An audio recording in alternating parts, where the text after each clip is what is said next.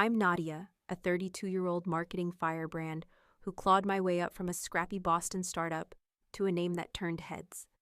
My wedding to Derek, heir to the Harrington media dynasty, was supposed to be my fairy tale ending.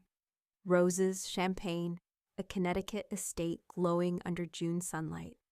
But 1 week later, I sat frozen, staring at their company's website, my heart sinking. They'd posted our wedding photos, splashed across their empire's glossy pages, with me cropped out of every single shot. It wasn't a mistake, it was a declaration. This is my story of betrayal, of discovering my husband's role in erasing me, and of standing up in a blazing moment that changed everything. Stick around to see how I turned their lies into my triumph. Subscribe and share where you're watching from, what time it is. Let's uncover this together. Revenge stories. Reclaiming identity. I was born to a working-class family in Boston. I was the kid who watched my parents scrape by, dad hauling boxes at a warehouse, mom balancing books for a local diner. They poured everything into me, and I turned that sacrifice into a name that meant something in the cutthroat world of marketing. My little agency in Boston wasn't flashy, but it was mine, built on campaigns that turned heads and won clients who trusted my vision. I thought I'd hit the peak of my fairy tale when I married Derek, the eldest son of the Harringtons, a media dynasty whose name opened doors I'd never even knocked on. Our wedding, under the June sun at their Connecticut estate, felt like a dream I didn't deserve. The air was thick with roses, the kind that cost more than my monthly rent, and the estate gleamed like a spread in Architectural Digest, all manicured lawns and ivy-draped stone. Derek, with his sharp cheekbones and tailored tucks, looked like he'd stepped out of a movie. As we danced under a canopy of fairy lights, a string quartet weaving magic in the background, I believed I'd found not just a husband, but a family, a place to belong. God, how wrong I was. That day, I stood in my gown, a flowing silk number I'd saved for months to afford, feeling like I'd finally made it. Derek's hand was warm in mine, his smile promising a future where our worlds, my scrappy hustle and his polished privilege, would blend seamlessly. His parents, Vivian and William, presided over the affair like royalty, Vivian's diamond earrings catching the light as she air-kissed guests. William shaking hands with the quiet authority of old money. Elaine, Derek's sister, flitted about in a designer dress, her laughter sharp and practiced.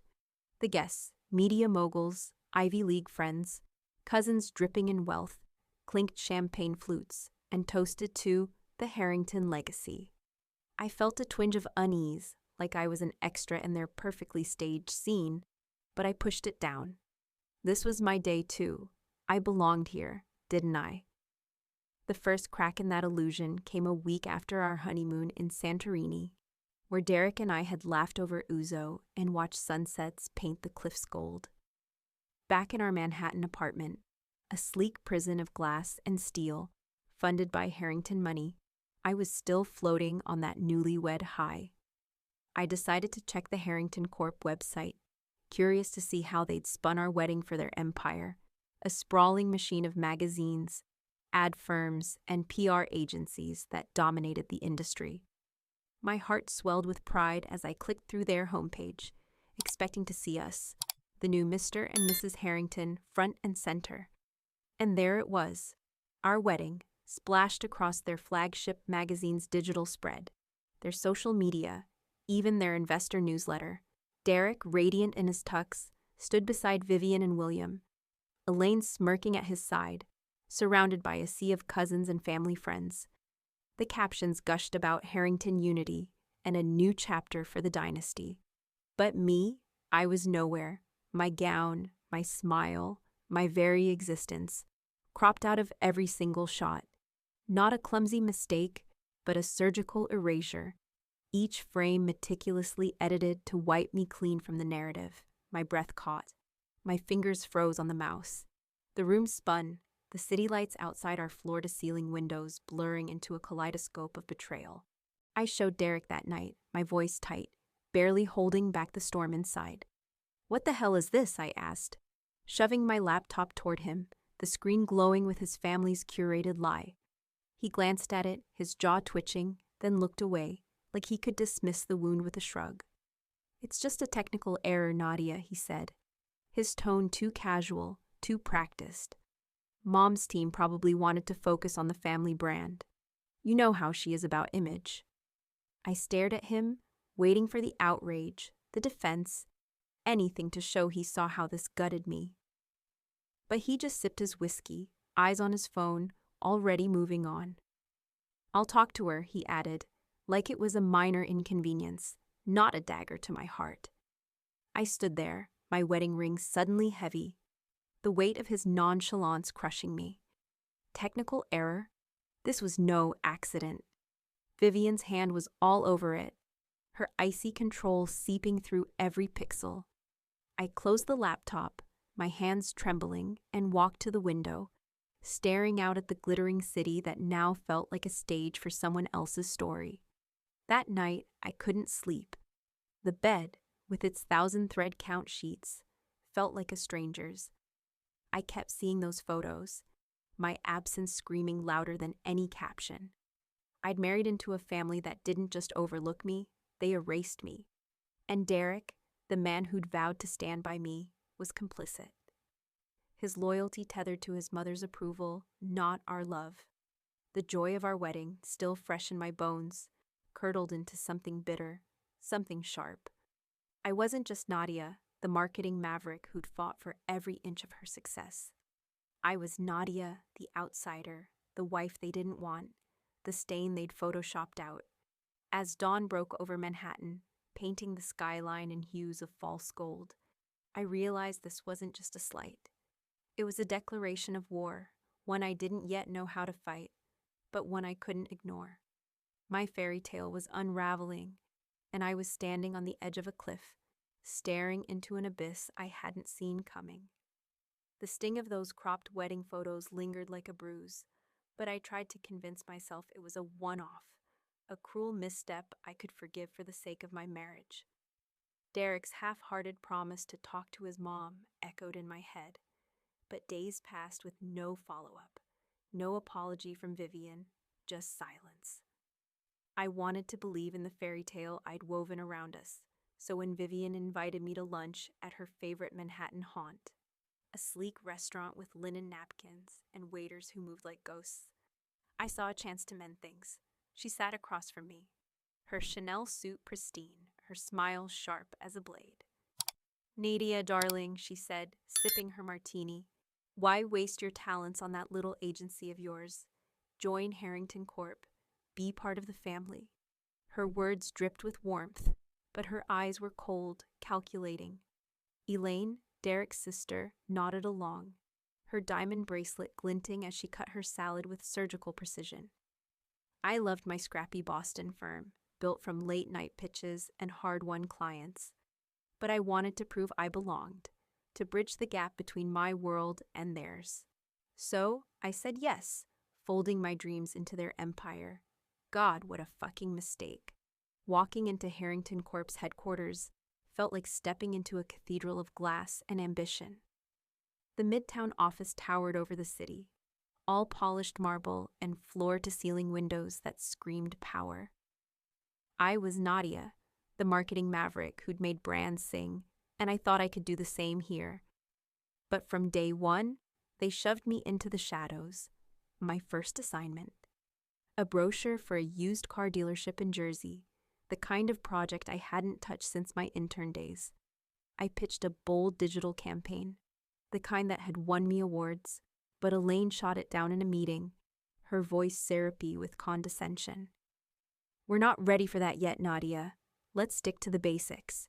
The room, filled with executives who looked like they'd been born in boardrooms, nodded along, their eyes sliding past me like I was furniture. My ideas, when they weren't ignored, were stolen. A week later, I saw my campaign concept on the company's Instagram, credited to Elaine. "Brilliant work, sis," Derek commented online, not even glancing my way. The erasure wasn't just professional, it was personal, systematic. My emails vanished into the void, unanswered or accidentally deleted. My name was left off project reports, client invites, and even the damn office directory once. I'd walk into meetings only to find my chair taken, my input dismissed with a flick of Vivian's manicured hand. "We've got this covered, darling," she'd say, her smile a velvet glove over a fist. Elaine was worse, her fake warmth a constant jab. She'd compliment my blouse, then correct my presentation style in front of the team, her tone implying I was a child playing dress-up. The office, with its humming energy and whispered deals, became a labyrinth where I was the outsider, my footsteps echoing in spaces I wasn't meant to occupy. I'd catch glimpses of myself in the glass walls, hair pulled back, eyes sharp but tired, and wonder if I was fading for real. Derek was no help. He was always swamped, his days filled with closed-door meetings and late-night drinks with clients. When I tried to talk about the office slights, he'd brush me off. "It's just how the company works, Nadia," he'd say, his voice tinged with impatience as he scrolled through emails on his phone. "Mom's intense, but she wants the best for you. Give it time." Time? I was drowning in it, each day another thread of their web tightening around me. One night, I found a group chat on his phone, left open by accident, where he and Elaine joked about my learning curve at the company. "She'll figure out her place," Elaine wrote. Derek's reply? A laughing emoji. My heart sank, the betrayal a quiet knife. He wasn't just ignoring the problem, he was part of it. The worst came during a client pitch for a major fashion brand, a project I'd been promised a lead role on. I spent weeks crafting a strategy, blending data-driven ads with a viral social campaign, the kind of work that had made my name in Boston.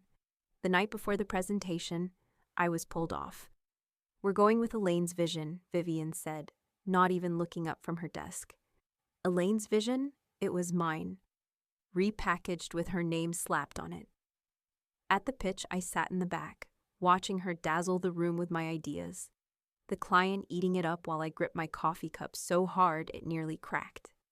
Afterward, Derek clapped her on the back, grinning like a proud brother. He didn't even glance at me.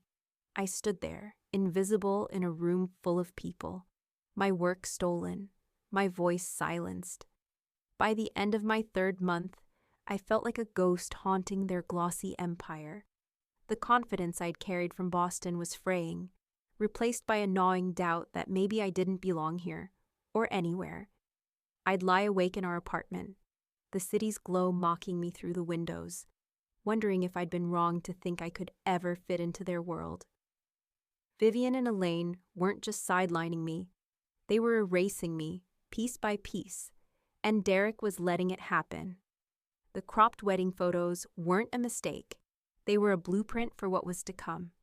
I was trapped in their web, my identity unraveling with every ignored email, every stolen idea.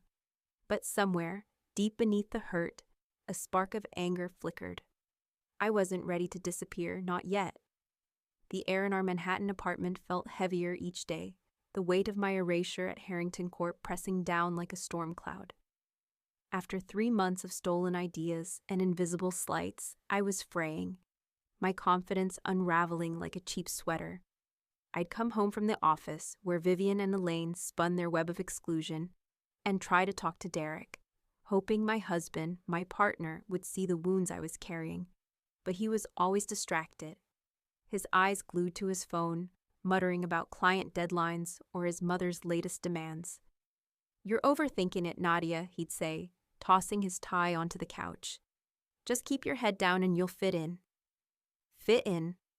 I was being erased, and he couldn't or wouldn't see it. The cropped wedding photos, the stolen campaigns, the ignored emails. They weren't accidents. They were a campaign to make me nothing, and I was starting to believe I was. The real blow came one October evening, the city outside our floor-to-ceiling windows, glittering with a cold, indifferent beauty. I was working late in our home office, a glass box that felt more like a display case than a sanctuary, digging through project files to salvage something of my pride. I'd poured my soul into a campaign for a tech giant, a rebrand that blended bold visuals with data-driven ads, the kind of work that had made my name in Boston. It had launched that week to industry buzz, with trade magazines calling it game-changing. I should have been proud. Instead, I felt hollow. Elaine's name was on every press release, every article, while mine was nowhere. I clicked through the company's internal server, searching for my original drafts, hoping to find proof I wasn't imagining my contributions. That's when I found it. An email thread between Derek and Elaine, buried in a folder marked confidential. My heart thudded as I opened it. Nadia's work is solid, but Mom thinks it's better if we keep the spotlight on family, Elaine wrote. Derek's reply was a punch to the gut. Agreed. Let's tweak the credits to highlight you. Nadia will understand. It's for the brand. I read it again, my vision blurring, the words searing into me. He didn't just know about the theft. He'd orchestrated it. The man I'd danced with under fairy lights, who'd vowed to build a life with me, had chosen his mother's approval over my dignity. And it got worse. Another email from Derek to Vivian about our wedding photos. Edited versions look clean. Nadia's out as you wanted. Keeps the focus on the Harrington name. My hands shook, the laptop screen glowing like an accusation. He hadn't just stood by while they erased me. He'd held the knife. I stumbled to the bathroom, the marble floor cold under my bare feet, and locked the door. My reflection stared back. Eyes red, face pale, like a stranger wearing my skin. Who was I? The Nadia who'd built a career from nothing, who'd made brands sing and clients cheer? Or just Derek's wife, a shadow to be cropped out of their perfect picture? I sank to the floor, tears burning my cheeks, the weight of his betrayal crushing me. I'd trusted him, loved him, believed we were a team. But he'd sold me out, not just at work but in our marriage, to keep his mother happy. The apartment, with its sleek furniture and Harrington money dripping from every corner, felt like a mausoleum. My wedding ring, once a symbol of hope, was a shackle now, glinting mockingly in the dim light. I stopped eating and barely slept. At the office, I moved like a ghost, my pitches half-hearted, my presence a formality. Colleagues whispered, sensing something was off, but I couldn't speak. How do you explain that your husband, the one person who should have your back, is helping his family erase you? I'd lie awake at night, the city's glow seeping through the blinds, replaying every moment I'd ignored the signs. Vivian's icy smiles, Elaine's stolen credits, Derek's dismissals. Had I been naive, thinking I could belong in their world? Or was I just not enough? The doubt ate at me, gnawing at the core of who I thought I was. I'd built my life on proving I could rise above my roots, but now I wondered if I'd been fooling myself all along. One night, I found myself staring at a photo of us from our honeymoon, laughing on a Santorini cliff, the sea endless behind us. I looked so happy, so sure of our future. That Nadia felt like a ghost now, replaced by someone who doubted every step she'd taken. I wanted to scream, to confront Derek, but the words caught in my throat. What could I say that would make him see the damage? He was too deep in his mother's orbit, too invested in the Harrington machine. I felt like I was drowning in their world, my identity slipping away with every stolen idea, every cropped frame. But beneath the pain, a flicker of something else stirred, anger, raw and unyielding. It wasn't enough to pull me out yet, but it was there, whispering that I wasn't done, not yet. I didn't know how, but I knew I couldn't let them define me. Not Derek, not Vivian, not their glittering empire. I was still here, even if they couldn't see me. The betrayal in those emails, Derek's words, cold and complicit, signing off on my erasure, left me hollow, a shell of the woman I'd been. I'd locked myself in our bathroom, staring at a stranger in the mirror, my identity crumbling under the weight of his choice to prioritize his mother's approval over our marriage. The Manhattan apartment, with its sterile elegance and city lights mocking me through the windows, felt like a tomb. I'd hit rock bottom, questioning if I'd ever been anything more than a footnote in the Harringtons' glittering saga. But in that darkness, something shifted. The pain, sharp as it was, sparked a flicker of rage, a stubborn, burning refusal to let them define me. I wasn't ready to disappear, not yet. I needed a lifeline, someone to remind me who I was before they tried to erase me. That's when I found Margot. I met her at a dive bar in Brooklyn, a grimy hole in the wall far from the polished world of Harrington Corp. I'd stumbled across her name in old company records, a former executive who'd been ousted by Vivian years ago for daring to challenge her. I'd reached out on a whim, desperate for someone who'd seen the machine from the inside. Margot walked in, her silver hair catching the dim light, her eyes sharp with the kind of wisdom that comes from surviving battles. I spilled everything over cheap whiskey, my voice raw, the cropped wedding photos, the stolen campaigns, Derek's betrayal. She listened, her face unreadable until I ran out of words. "Vivian's a goddamn viper," she said finally, her voice low and fierce. "She thrives on control, and you're a threat because you're better than her, better than all of them." She slid a USB drive across the sticky table. "This is years of dirt, emails, memos, proof of how she's played this game before. Use it, Nadia. Take back what's yours." That USB was a lifeline, a map through the fog of my despair. I spent hours that night in my tiny guest room, where I'd been sleeping to avoid Derek, poring over the files. There were emails where Vivian instructed staff to sideline Margot, memos reassigning her work to loyalists, even a resignation letter Vivian had suggested she write. It was a playbook, the same one they were using on me. But more than that, it was a spark. Margot's survival, her defiance, showed me I wasn't alone, wasn't crazy. She'd been erased too, but she'd walked away with her head high, building a new life on her terms. If she could do it, so could I. The anger that had been simmering now roared to life. I wasn't just going to leave Harrington Corp., I was going to make them choke on their own lies. I started building my case, piece by meticulous piece. Every night, after dragging myself through another soul-crushing day at the office, I'd hunker down with my laptop, collecting evidence like a detective in my own life. I saved every email where my ideas were dismissed or reassigned, every draft of my campaigns before Elaine's name was slapped on them. I found the original wedding photos on a backup server, my smiling face intact, before Vivian's team had hacked me out. I documented every slight, the missing name on reports, the forgotten invites, the meetings where I was talked over.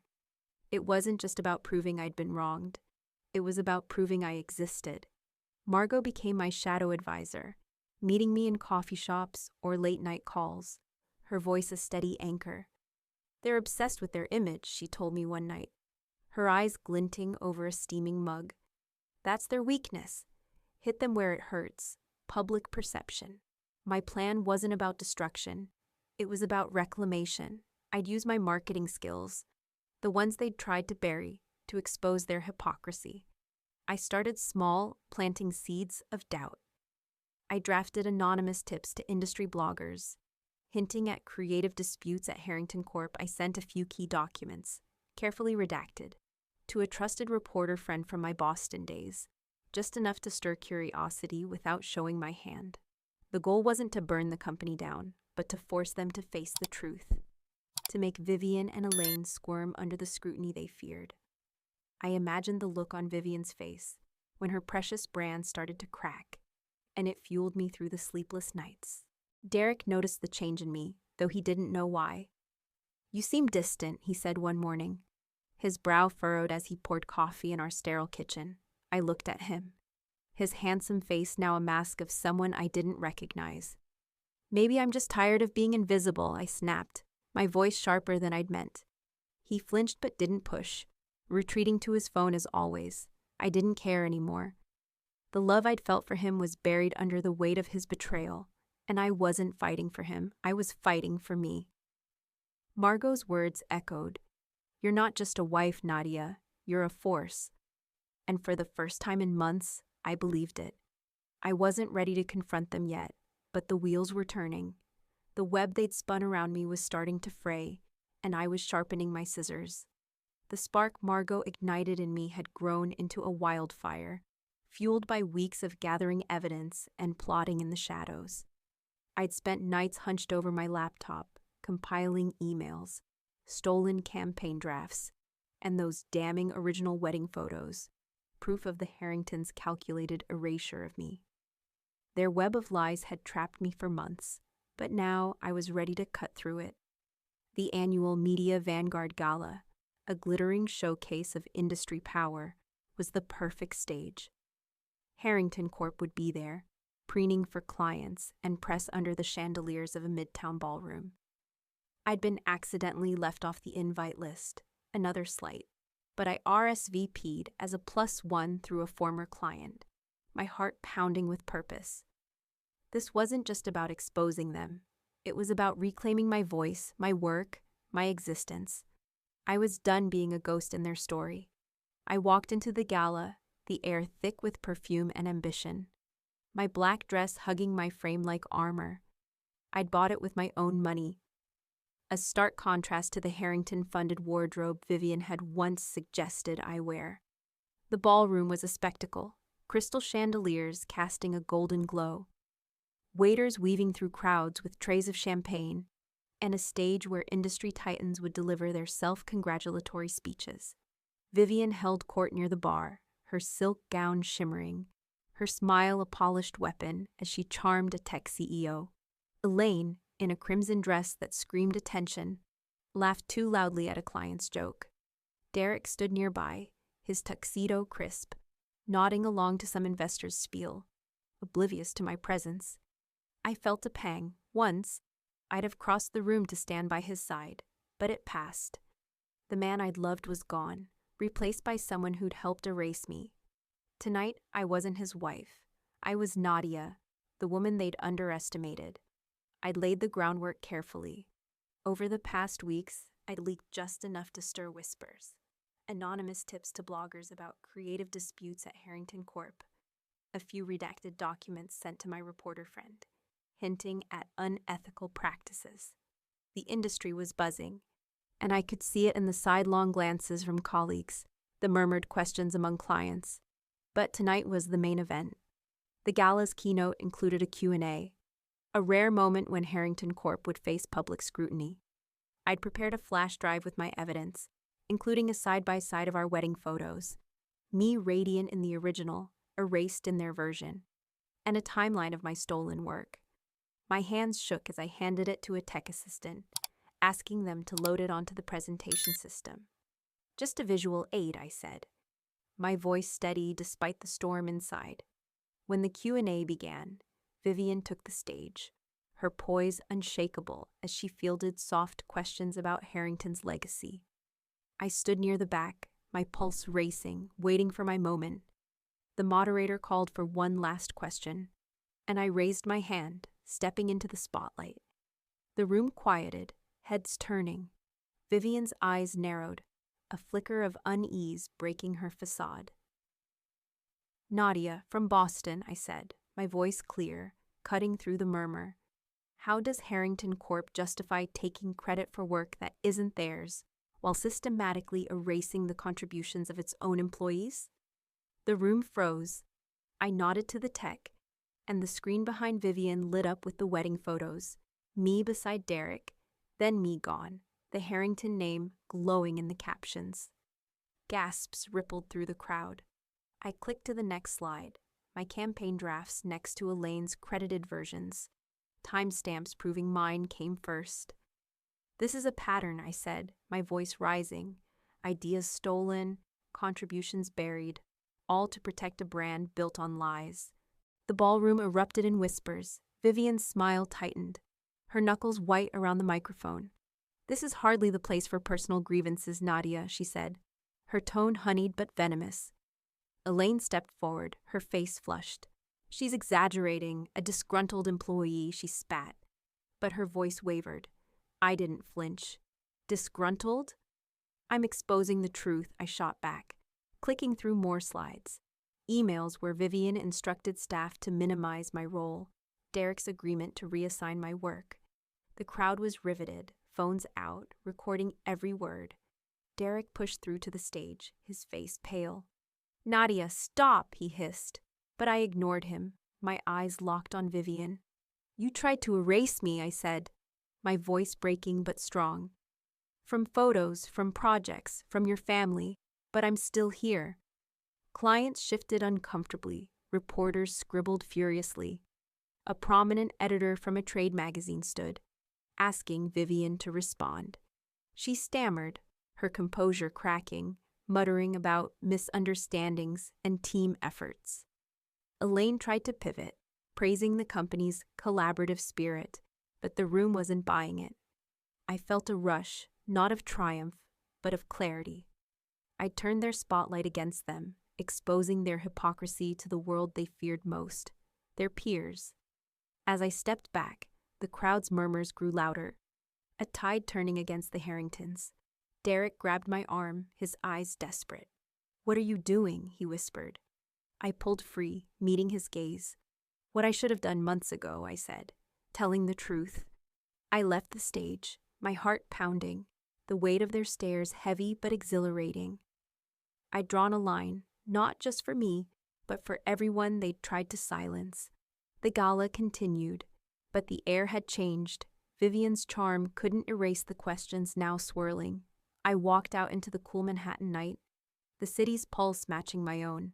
I wasn't naive anymore. I was awake, alive, and ready to fight for what was mine.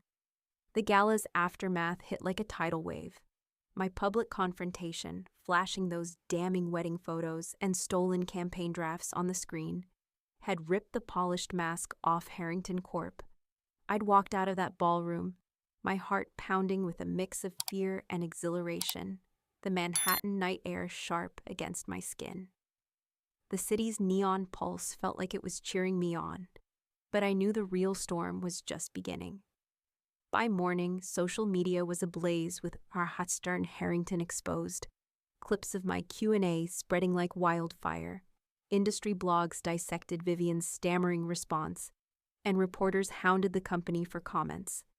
I'd struck a nerve, and the Harringtons were reeling. But I wasn't celebrating, not yet.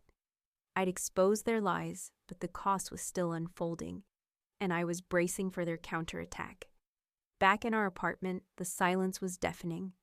Derek hadn't come home that night, likely holed up at his parents' estate, strategizing with Vivian and Elaine.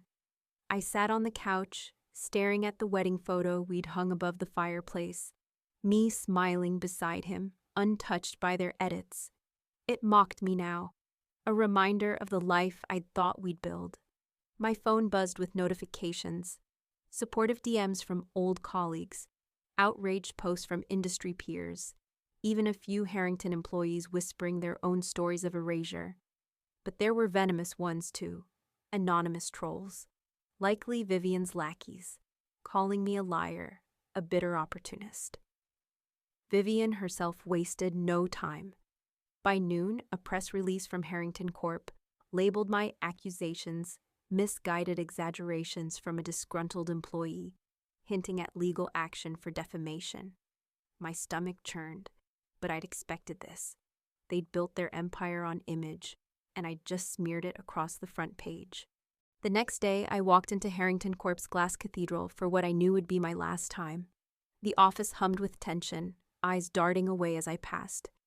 Elaine's assistant accidentally bumped into me, spilling coffee on my blouse, a petty jab I ignored. I'd come to clear out my desk, but the real shock came at an emergency board meeting I wasn't supposed to attend. I slipped in anyway, standing at the back, my arms crossed. Vivian was mid-speech, her voice icy, assuring the board that the PR issue was under control. Elaine nodded along, her face tight with fake confidence. But then William, Derek's father, stood up, his silver hair catching the light, his voice heavy with something I'd never heard from him, conviction. "This stops now," he said, his gaze sweeping the room before landing on Vivian. "Nadia's accusations aren't exaggerations. They're the truth. We've let this family's obsession with image bury good people, and I'm done enabling it. The room froze. Vivian's face drained of color, her lips a thin line. Elaine sputtered, but William cut her off. I'm ashamed of what we've done to her, he said, turning to me. Nadia, I'm sorry. His words hit like a shockwave. William, the silent patriarch who'd always deferred to Vivian, had broken ranks. I stood there, my throat tight, fighting back tears, not of sadness, but of validation. Someone saw me. But the moment was bittersweet. Derek, sitting beside his mother, said nothing, his eyes fixed on the table. His silence was louder than William's apology. The board meeting dissolved into chaos, with some members demanding an investigation, others loyal to Vivian scrambling to deflect. I didn't stay to watch. I grabbed my box of belongings, notebooks, a photo of my old Boston team, my pride, and walked out, the glass doors hissing shut behind me. The weight of months lifted, replaced by a quiet resolve.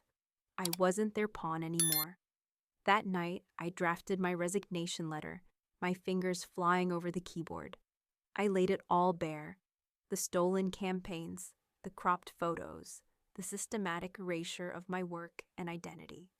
I posted it on LinkedIn, not caring who saw. By morning, it had gone viral, shared by industry leaders, former clients, even strangers who saw their own struggles in mine. My inbox flooded with support offers from competitors, messages from Harrington employees confessing similar treatment, and a heartfelt note from my old Boston mentor. You're bigger than their bullshit, Nadia. But Vivian didn't go quietly. She sent a cease and desist letter claiming I'd misappropriated company data. I laughed bitterly, forwarding it to Margot, who'd already connected me with a lawyer friend. Let them try, she said over the phone, her voice gleeful. They're scared, Nadia. You've got them on the ropes. Derek finally showed up at our apartment, his face haggard, with dark circles under his eyes. Why are you doing this? He demanded, pacing the living room. You're tearing my family apart. I stared at him, the man I'd once loved, now a stranger. Your family tore me apart, I said, my voice steady despite the ache in my chest. You helped them, Derek. You let them erase me. He begged me to stay, promising to fix things, to talk to his mother, but his words were empty, echoes of the same excuses he'd fed me for months. I told him I was filing for divorce. His face crumpled, but he didn't fight, didn't chase me as I packed a bag and left for a friend's place. That was the final crack in my heart, not for him, but for the life I'd thought we'd share. Walking away, I felt lighter, like I'd shed a skin that never fit. The industry was watching, and for the first time, they saw me, not the Harringtons' edited version, but Nadia, the woman who'd fought for every inch of her success. Clients I'd worked with in Boston reached out, offering projects. A rival agency sent a job offer with a title bigger than anything Harrington had dangled. I hadn't won everything. My marriage was over, and the scars of betrayal still stung. But I'd won something bigger, my voice. I'd forced the Harringtons to face their lies, and I'd walked away on my terms. Standing in the friend's spare room, my suitcase at my feet, I looked out at the Brooklyn skyline, its jagged edges sharp against the dusk. I wasn't whole yet, but I was free, and that was enough for now. The dust from the gala and my resignation hadn't settled, but I was already moving forward, my feet finding solid ground after months of sinking in the Harringtons' quicksand. I'd walked away from their glass cathedral, from Derek, from the life I'd thought I wanted, carrying only a suitcase and the weight of my reclaimed truth. The viral LinkedIn post, my unfiltered account of stolen campaigns and cropped wedding photos, had shaken the industry, and the support pouring in felt like a lifeline. But it wasn't just the job offers or the messages from strangers that kept me going. It was the fire Margot had reignited in me, the realization that I didn't need the Harringtons' approval to be whole. 6 months later, I'm sitting in my new office, a sunlit loft in Brooklyn, watching the skyline shift from dawn to day. I've built something real, something mine, and I'm not looking back. Those first weeks after leaving were raw, like walking barefoot on broken glass. I crashed at a friend's apartment, the spare room a sanctuary of mismatched furniture and creaky floors, a far cry from the sterile luxury of Derek's Manhattan penthouse. I'd wake up to nightmares of Vivian's icy smile or Derek's blank stare, my heart racing as I relived the gala's spotlight. But each morning, I'd check my phone and find more messages. Former clients wanting to work with me, colleagues sharing their own stories of being sidelined, even a Harrington Jr. staffer thanking me for saying what we couldn't. The industry was shifting, and I was part of it. I filed for divorce, the paperwork a quiet funeral for the life I dreamed of. Derek didn't fight it, his final texts a mix of weak apologies and pleas to talk. I deleted them, my heart bruised but resolute. He'd chosen his mother's empire over me, and I was done begging for scraps of his loyalty. Margot became my anchor. We'd meet over coffee in gritty Brooklyn cafes, her silver hair a beacon in the chaos. She didn't just offer advice, she offered partnership. "Let's build something better than Harrington ever was," she said one day, her eyes glinting with defiance. That's how Rise Media was born. We leased a loft with exposed brick and wide windows, the kind of space that felt alive with possibility. I poured everything into it. My marketing savvy, my rage, my refusal to be erased again. Our first clients were small, scrappy brands like the ones I'd championed in Boston. But word spread fast.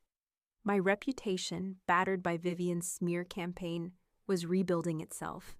A tech startup hired us for a rebrand, citing my fearless honesty at the gala. A fashion label, one I'd pitched for at Harrington only to see Elaine steal it, came back to me, apologizing for not seeing the truth sooner. Each contract felt like a brick in a new foundation, one I'd laid myself. The Harringtons didn't vanish quietly.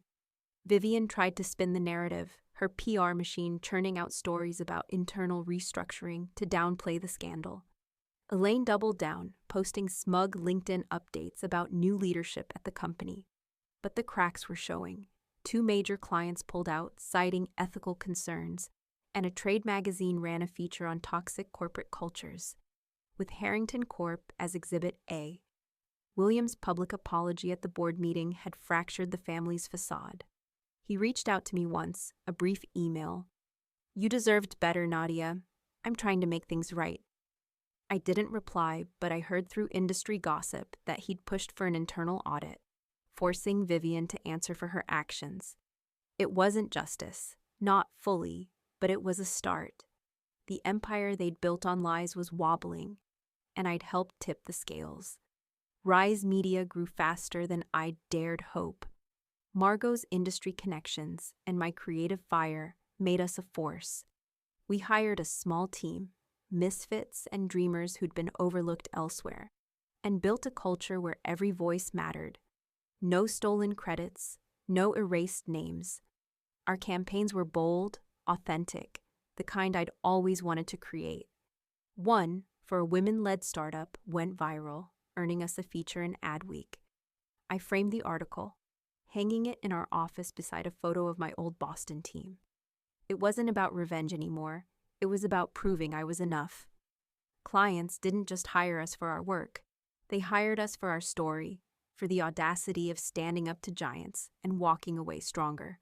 I think about that June wedding sometimes, the roses and fairy lights, the moment I thought I'd found my place. It feels like a lifetime ago, a dream belonging to a different Nadia.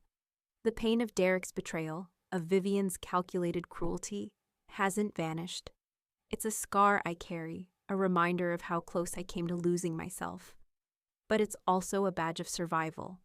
Standing up at that gala, speaking my truth under those blinding lights, was the moment I reclaimed my name. I learned that your worth isn't tied to who accepts you, not a husband, not a family, not an empire. It's in the fire you find when you refuse to be erased. Rise Media is my table now, my frame, where I'm the center, unapologetically me. To anyone out there feeling invisible, like their story's been cropped out, your voice is your power. Make it loud, make it undeniable. You don't need their spotlight. You are the fucking light. Thank you for walking through my story, from the sting of betrayal to the fire of reclaiming my own light. If you've ever felt erased or pushed aside, I hope this resonates. Your voice matters, and you deserve to shine. I'd love to hear your thoughts or experiences in the comments below. What's your story of standing up for yourself? Thanks for listening, for being here. Let's meet again soon. Ready to keep building our own frames, our own light? Stay fierce.